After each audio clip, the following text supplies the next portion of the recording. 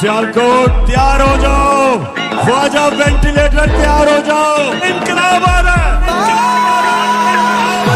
इनकलाब आ रहा है। रब दिया रखा तू जित जाना है, तेरे पुत्र नाल ने मां तुझे सलाम, तेरे नाल दिया ने तेरे नाल भैणा ने, तू जित जाना है मां तुझे सलाम। कान ठोक के सुन लो ख्वाजा से, मैंने सियासत जरूर छोड़ी है, मैं अपनी माँ का साथ नहीं छोड़ूंगा, मैं अपनी माँ के साथ खड़ा हूँ,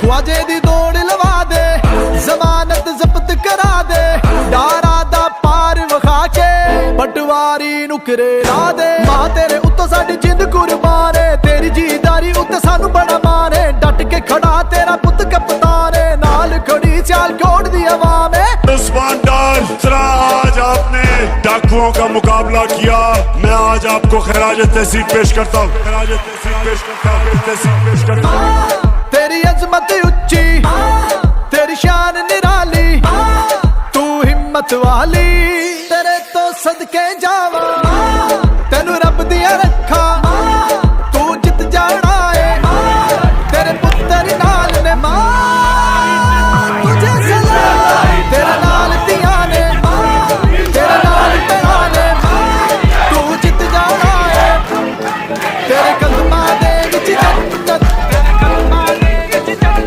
तेरी खिदमत साडी अज़मत,